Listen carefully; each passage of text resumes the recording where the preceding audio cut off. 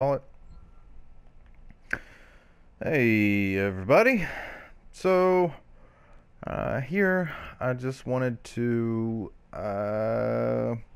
respond to a request that I got actually several months ago and got again recently, mainly because I forgot about it. But it came from Braskatube on YouTube, and it was for rocket jumps. Shoot a rocket under you or close to under you and be launched up into the air.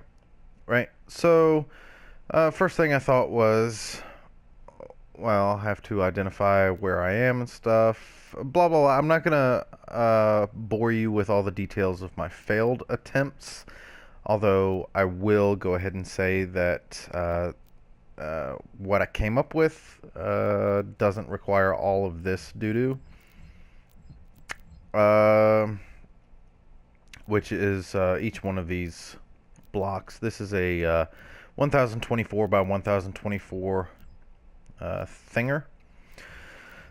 There's a lot of shit there, but each one of those 1/16 of this area, obviously 256 by 256, 60 by 64 height, box trigger, on exit at all, disable volume, disabling a launch pad, and a shootable box trigger.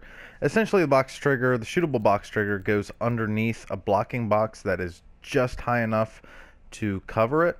So if the shootable is, in this case, 2 high, this is 4 high. You could do 1 high and 2 high, or 2 high and 3 high.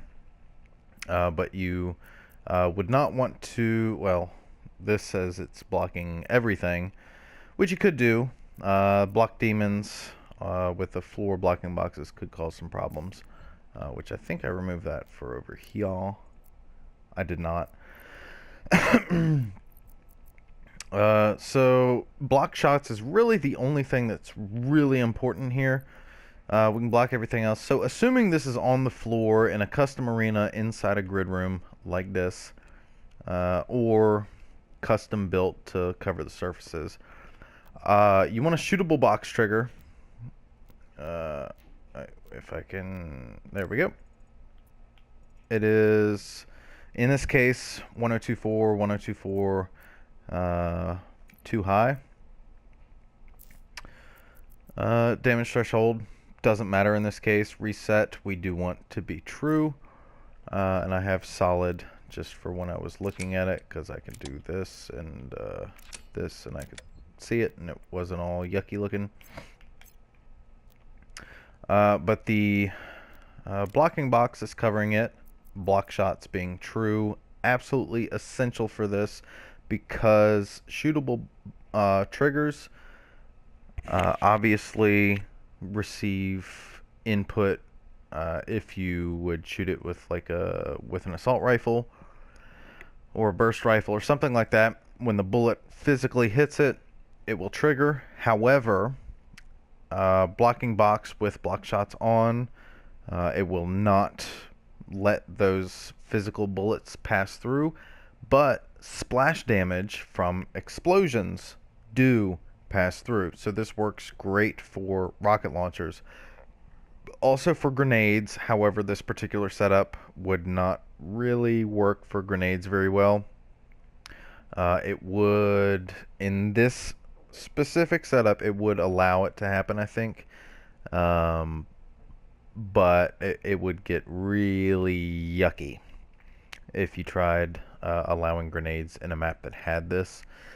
So I would advise against it. And this is not complete, but I just wanted to present the foundation for it and let you know what is required to fix it, to get it in perfect working condition, or as close to perfect as is possible. But I've got a launch pad on top of here. We've got this blocking box, block shots being true, the other stuff up to you. Block demons I would recommend being false and this being on the floor, and just under it is a shootable box trigger with just the standard stuff. Reset damage threshold on true, just for safety's sake. Launch pad, I have set to 750. Eventually, I'll come back to this and I'll doctor it up and get it in good working order so it can actually be applied in practice to whatever map and be totally cool in whatever scenario. And I'll adjust the speed with the change speed input on there using a number, probably, and you know, some other mumbo jumbo being handled by a custom event somewhere else, more than likely. But launchpad speed 750. It's pretty good. If you're shooting a rocket at your feet, it's gonna be believable enough, I guess. As long as you forego the likelihood that you would actually die if you actually shot an RPG at your feet. But that's how that's set up.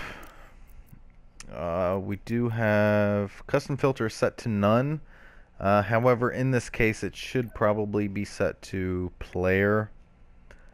This over here, there is a possibility of allowing AI to be affected by the jump pads or launch pads. But again, I mean, look at that compared to that. Well, and this. These two things go together.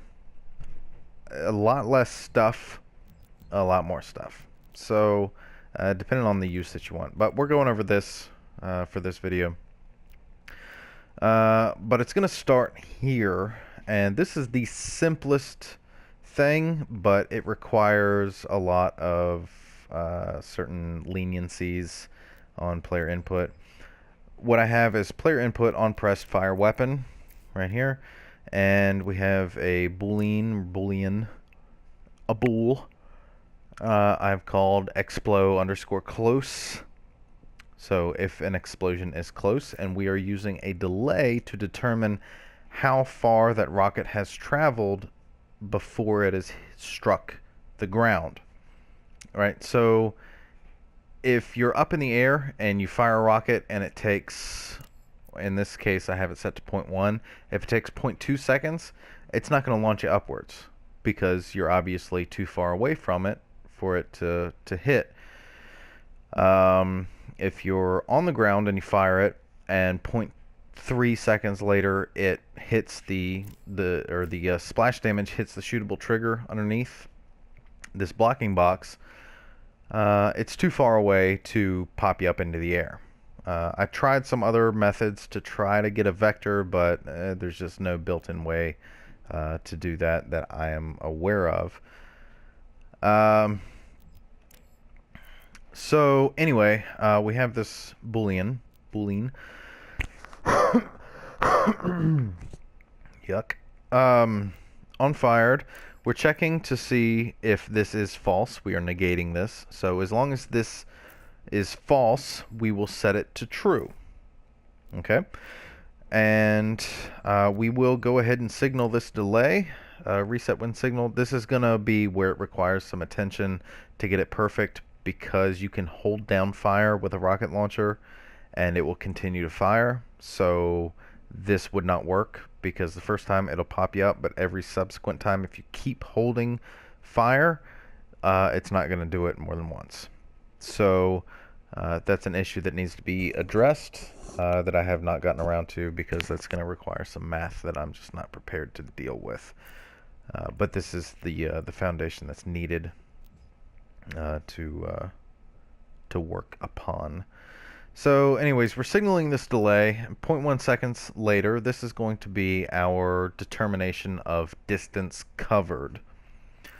So 0.1 seconds, that rocket travels pretty fast. So in a tenth of a second, if it has not hit the ground yet, it's too far away. So that's what this delay is for.